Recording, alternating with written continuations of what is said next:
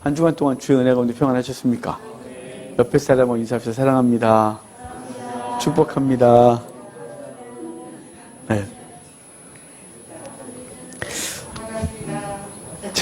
제목이 있습니다. 제목 같이 읽겠습니다. 피를 볼 때에. 아멘. 아까 찬양하다가 너무 놀랐어요. 왜냐하면 심판할 때 모든 백성 행한 일대로 보응받는데 갑자기 심판할 때 주의 백성 놀래갖고 이 뭐야 이거 가사를 이거는 소름 끼쳤어요. 왜 아니고 우리는 피를 볼 때 넘어가고요. 거기 모든 사람들이 행한 대로 심판받는데 가사를 어떻게 그걸 틀려갖고 그래서 하필 여길 틀려 그래갖고 찬양하면서 뒷골이 서늘했어요. 피를 볼 때 주의 진노 면하겠네. 오늘 찬양했어요. 오늘 이 얘기죠. 오늘 이제 잘 아는 얘기죠. 우리 지난주부터 우리 성탄절 그리고 송구영신예배까지 쭉 뭔가를 같이 이어가려고 생각 중이에요. 지난주 제목 기억하십니까? 여인의 후손이라는 제목으로 인간이 범죄했을 때 땅을 저주하시고 그리고 뱀을 저주하시고 남자와 여자를 저주하셨죠. 그런데 거기서 포기하지 않으시고 여인의 후손을 약속하시고 반드시 뱀의 머리를 밟을 거다 라고 한 약속을 쭉 해서 얘기했어요. 그 뱀의 머리를 밟을 것이라고 했던 여인의 후손, 그 여인의 후손은 대체 어떻게 될 것인지를 쭉 얘기를 해요. 성경 전체가. 그 여인의 후손은 피를 흘릴 것에 대한 얘기를 해주는 거죠. 왜냐하면 죄의 삭은 사망이기 때문에 그래요. 누군가가 그 죄의 결과를 지불해야 되는데 우리는 지불하면 끝나잖아요. 그래서 예수님이 우리의 죄를 짊어지고 죽으실 것을 예고하는 게 성경에 계속해서 등장하거든요. 그래서 그 장면의 첫 장면, 사실은 맨 처음에 4장에 나왔어요. 3장이죠. 가죽 옷을 지어 입히시는 장면으로 양이 죽고 그리고 그 피 흘린 것의 결과물인 그 가죽 옷으로 수치를 가려주는 일이 벌어지는데요. 그것부터 해서 계속해서 그 여인의 후손이 와서 무엇을 할지를 예고했고 그 아주 대표적인 얘기를 오늘 우리가 보고 있는 거예요. 이스라엘 백성들은 하나님의 언약 백성으로 아브라함을 부르셨고 그 아브라함 부름받고 이삭, 야곱 그 이어지는 12후손들이 애굽에 와서 약 400년간 종살이를 하죠. 고통 가운데 있어요. 그 세상, 그러니까 이 애굽이 갖고 있는 구약 성경에서 애굽이 갖고 있는 상징성은 세상이에요. 바벨론 포로 이후에는 세상을 바벨론이라고 상징적으로 말하죠. 그러니까 바벨론 포로 이전에 애굽은 세상, 죄 가운데 있는 곳. 그래서 예수님이 죽으신 장소를 요한계시록에서 말할 때 그가 어디서 죽었냐면 소돔이라고 하고 애굽이라고 하는 곳에서 그 주님이 십자가에 죽으셨다 그래요. 그리고 우리도 그곳에서 죽는다고 말하거든요. 그러니까 애굽은 바로 애굽에서 그리스도가 죽었다고 얘기를 하는 거예요. 예수님이 바로 세상에서 죽은 거죠. 근데 그 애굽을 그냥 문자 그대로 하면 오늘 본문 애굽에서 어린 양이 죽고 그 어린 양의 죽음으로 그 백성들이 사망과 노예 상태에 있던 그들이 구출함을 받는 놀라운 이야기가 오늘 6월절 어린 양 얘기죠. 그러니까 인간이 범죄했고 그 범죄한 후손들 그들을 그냥 심판 가운데 내어버려 두신 것이 아니라 구원할 방법을 주님께서 예고하셨죠. 3장의 가죽옷 그리고 그 가죽옷은 어린 양의 양가죽이라는 건 4장에서 아벨의 직업이 양 치는 자였다는 것 때문에 추측할 수 있다 그랬어요. 어찌됐거나 그 옷은 아담의 수치를 가려주는 거였어요. 아담의 수치를 가려주는 것이 가죽옷이었죠. 그리고 그 가죽옷은 후에 노아의 수치를 가려주는 옷으로 하시물라 그래서 다시 등장해요. 그리고 그렇게 저 뒤에 가면 요한계시록에 가보면 구원받은 자 14만 4천을 말할 때 저들은 대체 어디서 나온 겁니까? 그랬더니 큰 환란에서 나온 자들인데 어린 양의 보혈로 그 옷을 빨았다 그래요. 그리고 보좌에 앉으신 하나님께서 그들에게 장막을 쳐주시는데 그들은 다시는 슬픔도 아픔도 고통도 없고 그들을 생명수샘으로 인도했다 그렇게 말하거든요. 그런데 그들이 입은 옷, 그 옷은 어린 양의 보혈로 빨았다. 그 세마포가 보혈로 빤 거룩한 옷을 입었고 그들의 수치가 가려지는 거죠. 그 가려진 수치, 그 얘기는 스가랴서에서 한번 나왔어요. 스가랴서에 여호수아의 수치 그 사건에서 하나님은 그 사단이 참소할 때 시끄럽다 그러고 그에게 흰 세마포, 그러니까 거룩한 옷을 입히라고 하고 그걸 하나님 옆으로 세워서 그 죄가 사라진 상태를 말씀해 줬거든요. 끊임없이 그 수치를 가려준 건 옷이었어요. 완벽히 가릴 수 없었던 나뭇잎. 근데 그것은 계속해서 수치가 드러나게 됐고 아예 영구적으로 수치를 가려주는 것이 가죽 옷이었고 그것을 위해서는 피를 흘려야 됐다는 거죠. 그 피를 흘리는 그 본격적인 상징적인 얘기 오늘 본문이에요. 자, 그러면 우리 이제 이 본문을 좀 볼까요? 3절, 4절 좀 봅시다. 3절, 4절 같이 읽겠습니다. 너희는 이스라엘 온 회중에게 말하여 이르라. 이달 열흘에 너희 각자가 어린 양을 잡을지니 각 가족대로 그 식구를 위하여 어린 양을 취하되 그 어린 양에 대하여 식구가 너무 적으면 그 집의 이웃과 함께 사람 수를 따라서 하나를 잡고 각 사람이 먹을 수 있는 분량에 따라서 너희 어린 양을 계산할 것이며. 아멘. 그러니까 지금 이제 열흘, 날짜는 좀 빼놓도록 합시다. 날짜까지 다 따지면 우리 6월절, 우리 부활절 때 항상 했으니까 좀 남겨두고 지금 그 각 가족대로, 각 사람 수대로 어린 양을 취하래요. 각 사람 수대로란 말은 저희가 5식구면 5마리 취하라는 것이 아니라 그 집에 장자 한 명을 따라서 한 마리를 취하는 거예요. 장자의 죽음을 예고하고 있는 거잖아요. 10번째 재앙이. 장자를 살리려면 그 장자 한 명당 양 한 마리를 취하라고 하는 거예요. 나머지는 안 죽어요. 그날 장자만 죽어요. 장자를 위해서 한 마리 어린 양을 취하는 거죠. 그래서 한 마리 어린 양을 취하는데 식구가 너무 많으면 한 마리 갖고 부족하잖아요. 또 식구가 너무 적으면 먹고 남잖아요. 남으면 안 되니까 이 사람들이 모여서 함께 음식을 나누도록 식구가 적은 집은 많은 집하고 같이 해서 그날 밤 다 먹도록 한 규정을 주신 거지. 6월절 어린 양 규례예요. 이것은 뭐냐면 예수 그리스도의 희생이 헛되이 되지 않도록 그리고 그의 희생이 헛되이 되지 않도록 하신 하나님의 역사인 거죠. 그래서 부족하면 남지 않도록 남으면 부족하지 않도록 함께 그것을 취하도록 한 것, 그것이 어린 양 규례란 말입니다. 그래서 각 사람의 수를 따라 하는데 이것은 예수 그리스도가 각 사람, 각자를 위하여 죽으신 것을 말씀하고 있는 거예요. 그러니까 그분이 죽으시고 그냥 아무나 그냥 대충 모은 게 아니라 우리 한 사람 한 사람 때문에 죽으신 거죠. 그러니까 제가 이걸 예전에 묵상하다가 얼마나 놀라웠냐면 은혜가 컸냐면 십자가에서 주님이 죽으실 때 저를 기억하고 있다는 사실이 느껴졌어요. 아니 2000년 뒤에 아무것도 아닌 나를 기억하시고 그분은 나 때문에 죽으셨다? 이게 묵상된 거예요. 그게 어떻게 가능하냐. 그 수십억 사람들, 수백억 사람들을 구원하시는데 어떻게 다 기억하냐. 우리는 안 되겠지만 하나님은 그 우리 한 사람 한 사람을 계획하시고 그를 위해 주신 놀라운 은혜를 그 묵상하면서 나 같은 것도 기억하신 주의 은혜, 그것에 감사했던 기억이 있어요. 그러니까 예수 그리스도 어린 양은 한 사람 한 사람을 대속하는 거예요. 그래도 후에 그 레위인을 그 민수기에서 레위인을 숫자를 셀 때 이스라엘의 숫자를 세고 이스라엘의 장자의 숫자와 함께 레위인의 숫자가 똑같아져야 됐거든요. 근데 레위인은 이스라엘 사람들 20세 이상 싸움에 나갈 만한 자 50세 이하 그런 숫자를 셌다면 레위인은 그 숫자에 들지 않고 숫자 따로 살아갈 때 1개월 이상 된 사람만 세라 그래요. 1개월 이상은 다 무조건 사람이에요.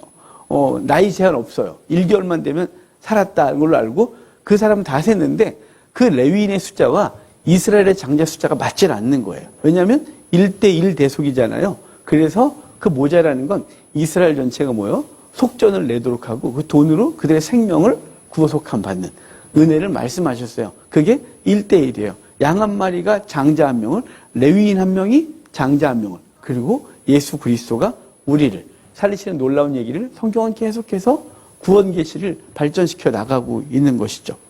그러면서 그 양을 제한은 종류를 딱 제한했는데 볼까요?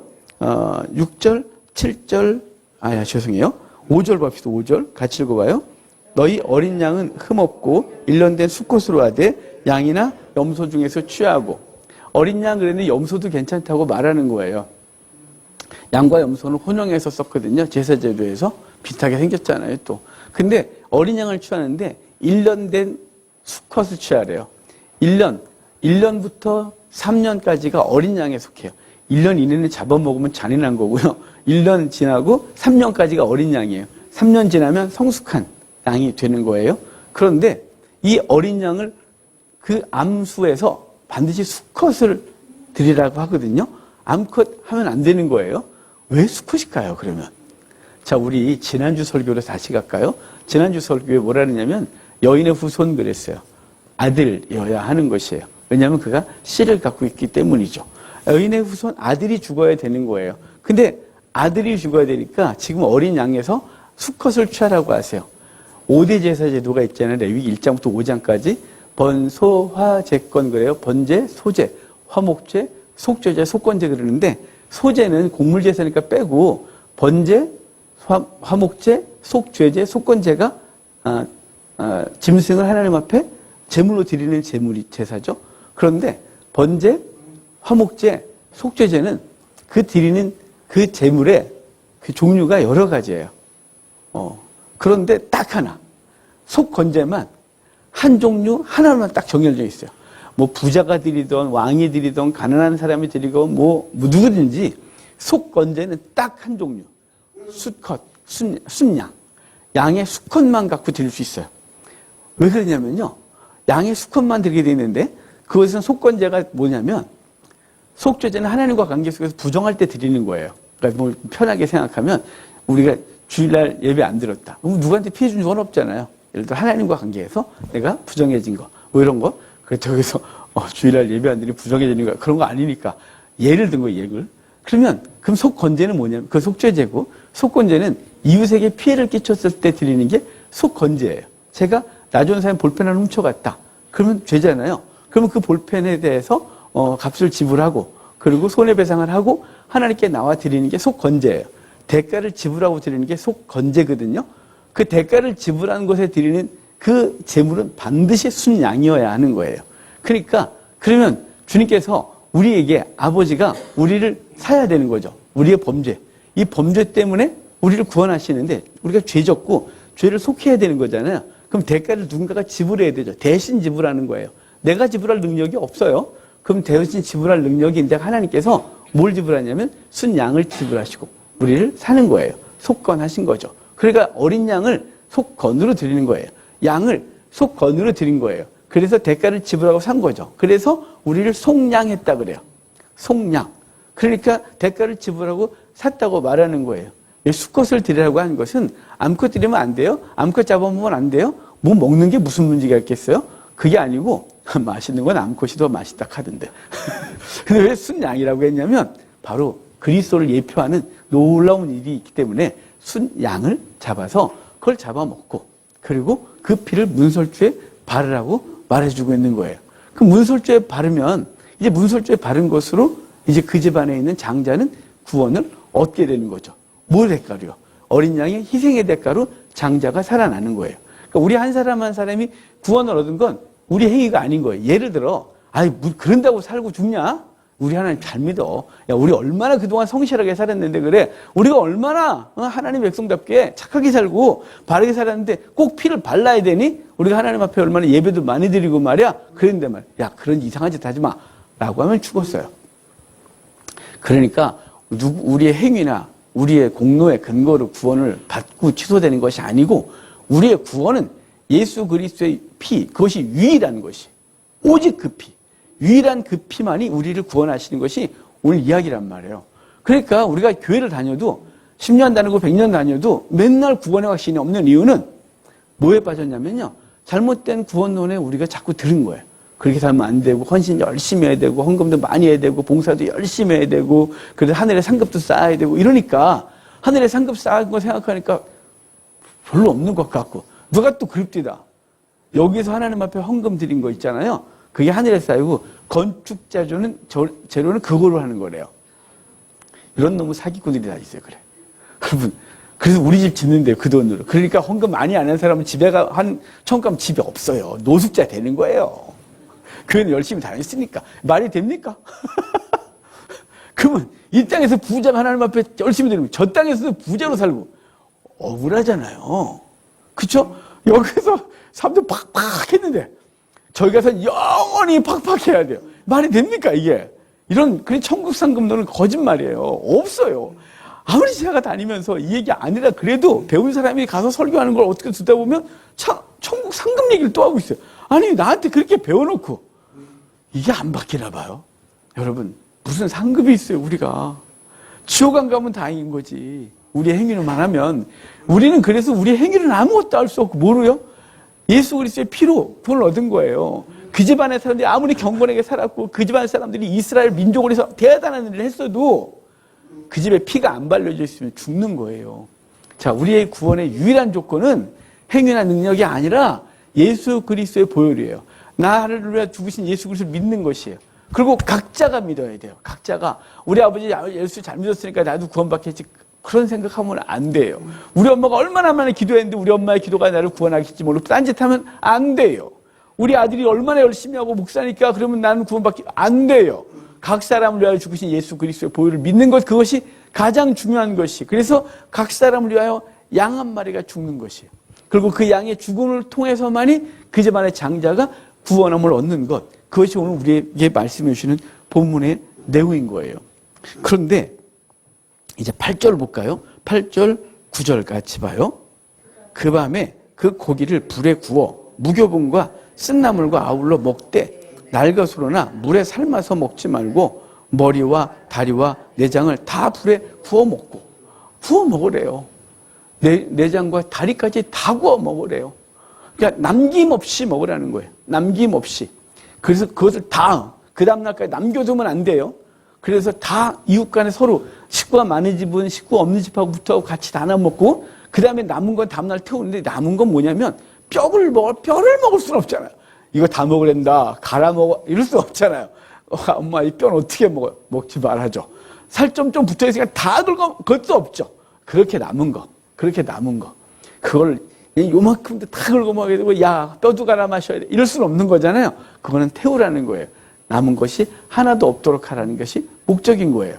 이것은 바로 예수 그리스도의 은혜를 온전히 받아들이는 거예요. 어느 부분은 받고 믿고 어느 부분은 안 믿고. 그게 아니라 예수 그리스도가 우리를 위하여 죽으시고 우리를 구원하신 그 온전함을 다 믿어 받아들이는 거예요. 조금 받고 조금은 남겨두고 또 아니고, 그리고 그분의 성령께서 우리 가운데 오셨는데 그분이 우리에게 믿음을 주셨는데 구원의 조건은 덜 주셨다. 이게 아니에요. 그분이 우리 속에 완전한 걸 주신 거예요. 그분이 오실 때 구원의 완벽함을 주시고 우리에게 모든 걸 허락하신 것이에요. 그러니까 그것을 믿는 믿음으로 우리가 오늘 살아가고 있는 것이죠. 그래서 조금 부족해서 내가 열심히 살고 믿음 생활도 좀 해야 구원을 받는다, 뭐 이러면 안 되는 거예요. 전에도 말씀드렸지만 죽어봐야 한다, 이거 말도 안 되는 거라 그랬어요. 그런 소리 하는 사람하고는 신앙생활하면 안 돼요. 왜냐면 그는 늘 공로주의에 사로잡혀 있거든요. 늘 뭔가 쫓기고 죽음 앞에서 벌벌벌 떨어요. 왜냐하면 아직 구원의 확신이 없으니까. 아직 내가 처음 간다는 확신이 없는 거예요. 죽음 앞에서도. 왜냐하면 우리의 행위는 우리가 스스로를 자신 있게 못해요. 얼마나 악한데요, 우리가. 그러니까 못하는 거죠. 하지만 우리 공로가 하나도 없고 온전한 예수 그리스도의 보혈의 공로만이 우리를 구원한다는 걸 믿으면 죽음 앞에서 벌벌 떨 이유가 없는 거예요. 나 구원받을까 어쩔까 이런 거 생각 안 하는 거예요. 그러니까 평생 목사로 살고 평생 장로로 살고 열심히 교회 생활했는데 이제 죽음 앞에 섰는데 천국 갈지 지옥 갈지도 모르고 있는 건 불행한 거죠. 왜냐하면 거기 뭐가 전제되어 있어요? 자기 행위가 포함된다는 이 전제가 있는 거예요. 예수 믿는 것은 부족하고 무언가 포함되어야 되는 거죠. 그 대표적 교회가 저 옆에 계시는 큰 교회, 가톨릭 교회예요. 거기는 예수 믿는 것으로 온전치 않고 늘 공로를 쌓아야 되죠. 그래서 공로설, 그래서 성인들이 있으면 성인들 앞에 가서 공로 좀 나눠달라고, 베드로님 당신이 구원받고 남은 거 좀 나눠주세요. 성인들이요, 당신이 구원받고 남은 거 좀 나눠주세요. 이러고 앉아있는 거예요. 그리고 죽은 다음에 불안하니까 자녀들은 그 연옥에 계신 분의 물을 저 위로 올려보내드리기 위해 열심히 헌금하고 열심히 봉사하고, 그래 어느 정도 차면 이 연옥에 계신 우리 부모님 천국 간다고 하는 이 이상한 논리를 만들어낸 거예요. 왜 그럴까요? 구원의 확신이 없어요. 예수님이 내 죄를 짊어지고 죽으셨다는 것에 대한 완벽한 확신, 이것이 없으니까 늘 불안한 거예요. 종교생활에. 그러니까 이단들이 건드려서 헌신하라 그러고 충성하라 그러면 천국 가야 되니까 온 짓을 다 하고 앉아있는 거예요. 교육계 다닐 땐 자유로웠는데 갑자기 이단에 빠지고 나니까 그렇게 열심히 해요? 왜일까요? 거긴 공로주의를 자꾸 부추기거든요. 천국에 무엇인가를 해야 가는 것으로 말하거든요. 그러니까 개혁교에서도 그랬고 거기서도 그러니까 걔네들이 더 확신이 되는 거죠. 여러분, 그런 건 없어요. 그런 얘기를 누가 말하거든, 됐다 이렇게 말씀하시면 되는 거예요. 잠깐 일로 와봐. 당신이 지금 죽으면 구원받을 수 있어? 그렇게 열심히 한다며? 열심히 해야 구원받는다며? 당신은 구원받을 수 물어보세요. 행위로 할 수 있냐고. 그건 못하는 거죠. 왜냐하면 우리 행위가 어떻게 완벽할 수 있어요? 우리 생각이 어떻게 완벽할 수 있어요? 날마다 죄 가운데는 우리가 얼마나 악한데 그것을 어떻게 구원을 완성할 수 있다고 스스로 말할 수 있겠어요? 양심에 찔러서라도 못하는 거죠. 그러니까 확신이 없는 거예요. 온전이다. 그분의 완벽한 희생, 불에 태워 죽는 그 고통스러운 고통으로 죽으신 예수 그리스도의 은혜를 받아들이는 것만이 우리가 구원의 유일한 방법인 것인 거예요. 그래서 이것을 말씀해 주시면서 자, 우리 13절 볼래요? 13절 같이 봐요. 내가 애굽 땅을 칠 때 그 피가 너희가 사는 집에 있어서 너희를 위하여 표적이 될지라. 내가 그 피를 볼 때 너희를 넘어서 가리니 재앙이 너희에게 내려 멸하지 아니하리라. 아멘. 애굽 땅을 칠 때 그래요. 세상을 멸할 때 누가 구원받아요? 주의 백성들 구원받아요. 주의 백성들이 어떻게 구원받아요? 피를 볼 때 구원받는 거예요. 우리의 행위를 볼 때가 아니에요. 우리의 행위가 아니라 그랬죠. 우리의 행위가 아니라 뭐로요? 피를 볼 때 구원받는 거예요. 예수 그리스도의 희생이 보이면 구원받는 거예요. 이게 제사제도에서 어떻게 쓰였냐면 우리가 잘 아는 대로 출애굽기 24장까지가 19장에 시내산에서 계약을 맺죠. 너희는 내가 내 백성이 되고 난 너희 하나님이 돼. 근데 조건이 내 말을 지켜 행하면 너희 내 백성이 되고 난 너희 하나님 되는 거야. 어때? 괜찮지? 라고 하고 그리고 오케이 그러는 바람에 그 율법을 허락하세요. 그 다음에 다시 물어요. 진짜 할 거야? 할 거예요. 진짜 계약할래? 하겠어요. 그래서 피를 뿌려 언약했어요. 그럼 이제 끝난 거예요. 언약했잖아요. 지키면 하나님의 백성, 못 지키면 심판인 거예요. 그래서 그 두려움 앞에 있는 그 백성들에게 그 다음에 준 게 25장부터 31장까지 주어진 게 바로 그 성막규례. 성막규례의 핵심은 제사제도인 거예요. 성막규례에서 제일 중요한 게 피를 흘리는 거죠. 자, 피를 흘려서 어떻게 하냐면요. 죄인이 왔어요. 이제 짐승을 잡죠? 자기가 잡는 거예요. 그 다음에 흐르는 물에 대야에다 그 피를 받고 그 피를 우슬초에 찍어서 피를 뿌리는 거예요. 이렇게. 그 우리가 피범벅이 되겠죠? 피범벅이 되면 하나님이 우리를 볼 때 뭐로 보는 거예요? 우리의 죄가 안 보이고 뭐가 보여요? 피가 보여요. 피가. 그래서 그 피로 말미암아 그 사람의 죄가 용서를 받고 집으로 돌아가는 거예요. 그게 모든 제사제도와 정결례에 포함되는 거예요. 그 정결례에 꼭 피를 뿌려서 그 죄를 가리는 거예요. 가려. 마치 구약에서 그 수치를 옷으로 가려줬듯이 앞에서 그 옷으로 가려줬던 걸 이제는 뭐로 가려요? 피로 가리는 거예요. 그 장자 집에 그 이스라엘 사람, 믿음 있는 사람 집에 피를 바름으로 그 집안의 장자가 구원을 얻듯이 피를 발라 그 사람의 죄가 보이지 않고 뭐만 보냐면 피가 보이고 심판이 그에게 들어가지 않고 유월 넘어가는 거예요. 넘어가는 거죠. 그래서 우리에게 구원이 주어지는 거예요. 그 피가 계속 상징적으로 쓰여요. 그래서 아까 정결례 했잖아요. 문둥병자나 또 그 부정해졌다가 정결케 될 때 그럴 때 정결례를 생각하게 되는데 그때 새 2마리하고 뭘 갖고 오냐면 백향목, 홍색실, 우슬초를 갖고 와요. 이 우슬초는 우리의 그 사람의 비참함, 이 홍색실이 피를 의미하고요. 그 백향목은 영광스러움을 상징하는 거예요. 그러니까 그 사람의 죄인 된 상태가 비참했는데 피를 통해서 백향목까지 영광스럽게 된다는 걸 말씀하는 게 정결례예요. 그러니까 중간에 있는 이 홍색실이 뭘 상징해요? 피요.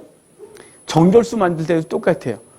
붉은 암송아지 한 마리를 끌어다가 홍색실, 백향목, 우슬초를 태워서 그 죄를 흐르는 물에 받아서 그것을 뿌리는 것으로 사람을 정결케 하는 거예요. 그 물 속에 뭐가 있었어요? 그 홍색실. 홍색실이 불에 태워져서 비참했던 우슬초같이 비참했던 우리들이 백향목같이 영광스럽게 되는 거예요.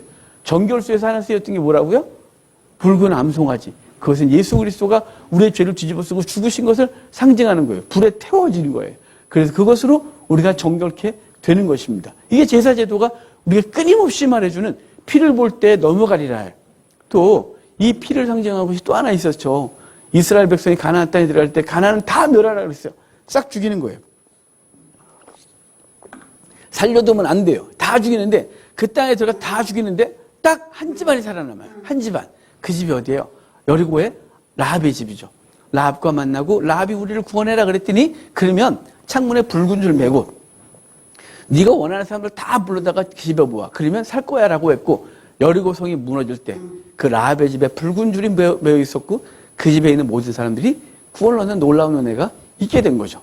그러니까 그 그 여인의 후손이 와서 뭘 하냐면 죽어지는 거예요. 그리고 피를 흘리고 그 피가 발림을 당한 자마다 구원을 얻는 놀라운 은혜가 있게 되는 것이죠. 그래서 오늘 본문에도 피를 볼 때 그래요. 여러분, 우리는 그 피를 볼 때 피가 그리스도 안에 있는 거예요. 라합의 집안에 있는 모든 사람이 살아난 것처럼 그리스도 안에 있는 모든 사람들은 살아나는 놀라운 은혜가 있는 것입니다.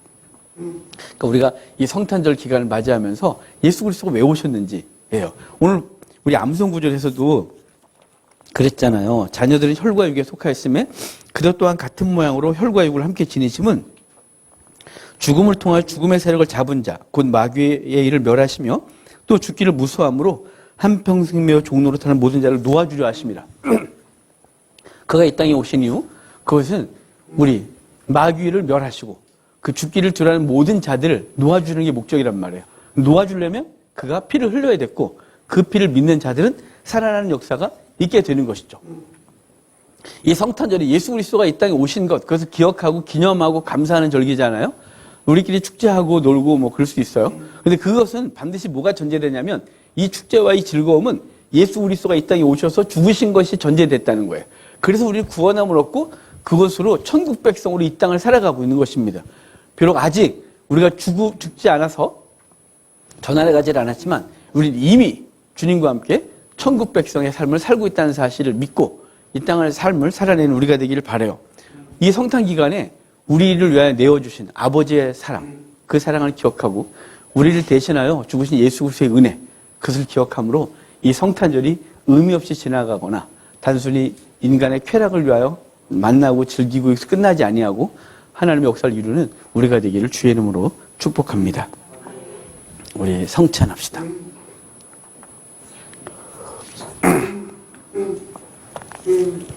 찬송가 311장 찬양 드리겠습니다. 311장입니다.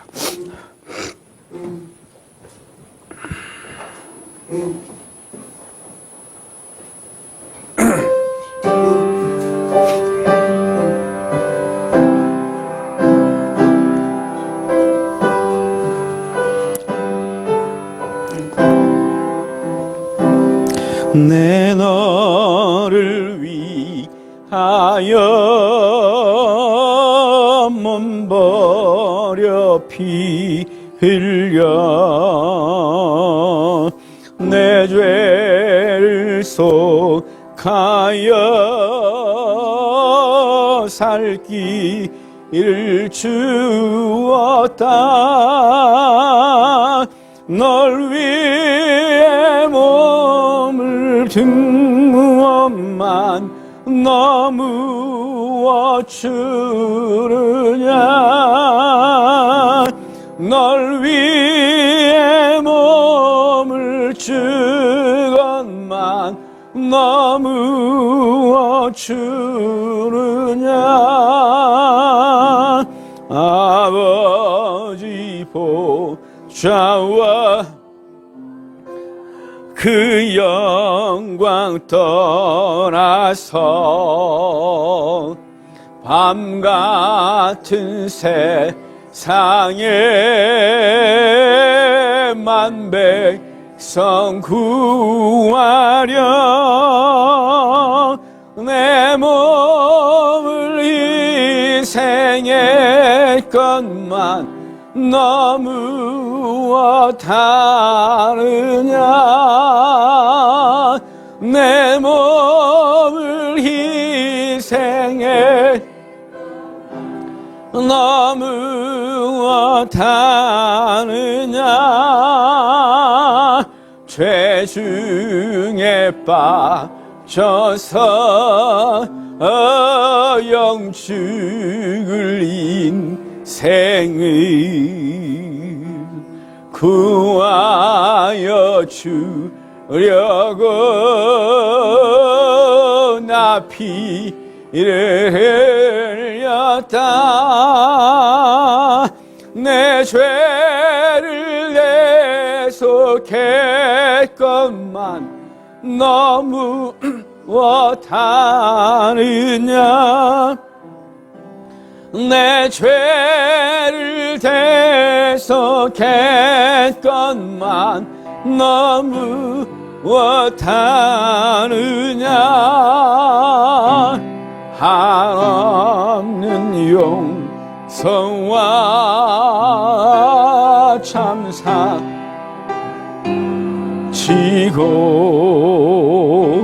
세상에 내려와 값없이 주었다.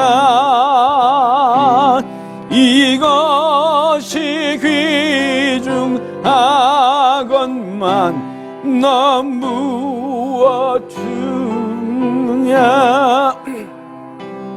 이것이 귀중하건만 너무 무엇 주느냐. 아멘. 우리 창세기 3장 21절 볼까요? 하나님 말씀 창세기 3장 21절이에요. 오늘 말씀 중에 여러분 언급했던 말씀입니다. 창세기 3장 21절 제가 읽어드리겠습니다. 여호와 하나님이 아담과 그의 아내를 위하여 가죽옷을 지어 입히시니라. 아멘. 인간이 범죄한 이후에 자신의 벌거벗음을 알고 수치스러워했습니다. 나뭇잎을 만들어서 옷을 해 입었지만 말리면 수치가 다시 드러났습니다. 그 수치를 가리기 위해서 연구한 옷, 그것을 가죽옷을 지어 입히셨는데 그 가죽옷, 그것은 피를 흘려야만 가능했던 옷이었죠. 우리 아까 설교에도 말씀드렸지만 예수 그리스도는 피를 흘려 그 피를 우리에게 지어 입히셨습니다. 당신을 죽이시고 영원한 옷을 입히셨는데 그것은 그 보혈로 빤 흰 세마포입니다. 그 세마포를 입혀주셔서 우리가 주 앞에 섰을 때 우리 허물이 보이지 아니하고 그 옷으로 우리의 수치를 가리고 그 앞에 서는 놀라운 은혜를 입게 하셨음을 기억하시기 바랍니다. 예성탄의 기간에 하나님의 은혜를 기억하고 우리에게 주어진 옷, 그것은 내 삶으로 만든 옷이 아니라는 사실을 늘 기억하십시오. 내 삶이 만든 옷이 아름다워야 얼마나 아름다울 것이겠으며, 그리고 깨끗해야 여기저기 얼룩진 옷을 아무리 빨아도 빨아지지 않는 그것, 우리가 그 얼룩진 옷을 눈물로 회개하고 아무리 애쓴다고 해서 지워지지 않는 그 얼룩을 가지고 주 앞에 설 수 없습니다. 오직 예수 그리스도께서 만들어주신 완벽한 옷, 그 옷 입고 주 앞에 서는 존재임을 기억하고 우리 삶으로 돌아가 우리의 주변에 있는 사람들에게도 우리가 용서받은 것처럼 우리도 형제를 용서하고 끌어안고 눈물로 기도하고 애쓰는 우리가 되기를 주의 이름으로 축복합니다. 자, 우리 성찬기를 엽시다.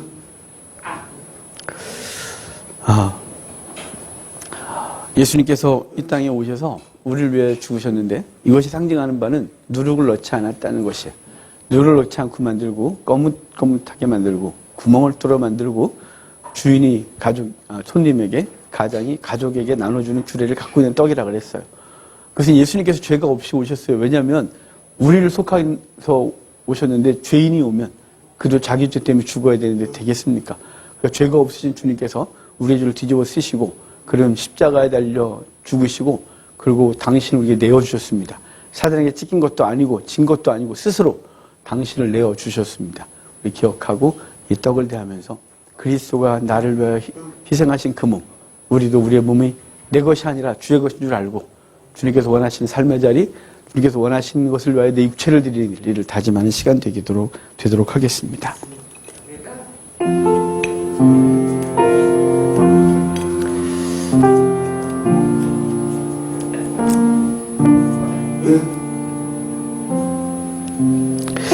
자, 우리 떡을 하나씩 듭시다. 우리 하나님 앞에 이렇게 기도합시다. 주님, 나를 위해 내어주신 주의 보험, 이제 내가 그것을 대합니다. 주님, 이제 우리 몸도 내 것 아니고 주의 것임을 알고 내가 원하던 대로 내 육체를 사는 것이 아니라 주님이 원하시는 것을 위해 내 육체를 기꺼이 드리는 삶이 되게 해주십시오. 가정으로 돌아가 내 육체를 종같이 드리게 하소서. 삶의 자리로 돌아가 주변 사람을 섬기는데 주의 몸이 되어 그렇게 행하게 하소서. 싫은 자리지만 주님께서 가라 하시면 내 몸 아니라 주의 몸인 줄 알고 가게 하소서. 우리 하나님 앞에 잠시 기도하도록 하겠습니다. 기도합시다. 주님,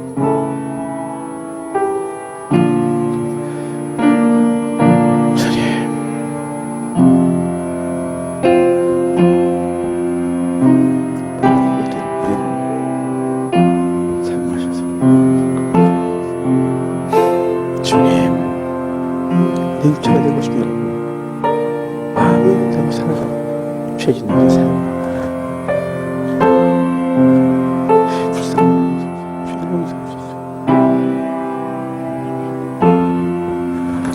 하나님 감사합니다. 오늘도 주님께서 우리에게 은혜 주시고 우리가 믿는 주님이 어떤 분인지 알게 해주셔서 감사합니다. 우리 허물을 덮어주신 주의 희생, 그것을 위해 당신의 몸을 내어주신 그 은혜 감사합니다. 우리도 우리의 삶의 자리로 돌아가 내 몸 내 것이 아님을 알고 내 몸을 주를 위하여 드리게 하옵소서. 그래서 우리가 드려지는 그곳에서 주님 영광 받아 주십시오. 감사합니다. 예수님의 이름으로 기도합니다. 아멘. 주님의 몸입니다.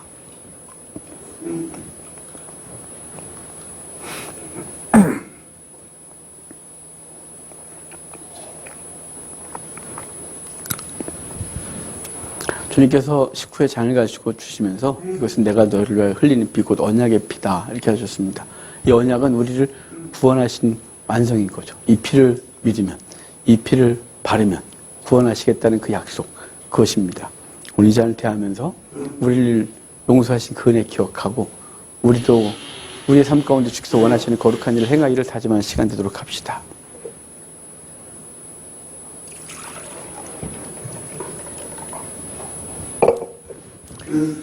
잔을 듭시다. 그러기 잠깐 기도합시다. 주님, 나를 위해 흘리신 주의 피와 물을 기억합니다.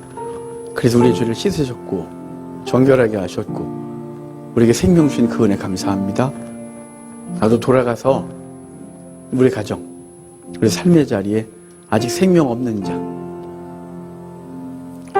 실족하여 넘어져 있는 자, 고통스럽고 아파하는 자, 그것이 우리였다는 것을 알고 주님이 찾아오셔서 당신의 모든 걸 내어주신 것처럼 저도 내어주겠습니다. 저를 도와주십시오. 용기 주십시오.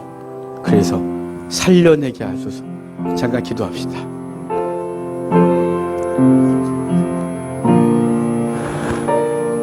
감사합니다. 주님,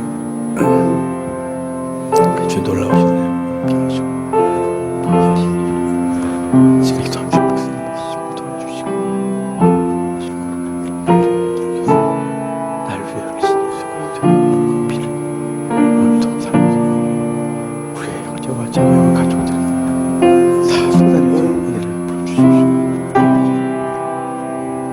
하나님 감사합니다. 오늘도 우리를 위하여 내어주신 내어주신 피를 대하면서 우리도 어떻게 살아야 되는지를 다시 기억하고 결단하게 해주셔서 감사합니다. 주님, 우리 같은 곳에게 찾아오셔서 당신의 물과 피 다 쏟아 부어주신 그 은혜 감사합니다. 우리도 우리 삶의 자리로 돌아가 끌어안아주고 끌어안게 하시고 그에게 내 모든 것을 내어주어 그도 살게 하는 우리가 되게 하옵소서. 감사합니다. 예수님의 이름으로 기도합니다. 아멘. 주님의 피입니다.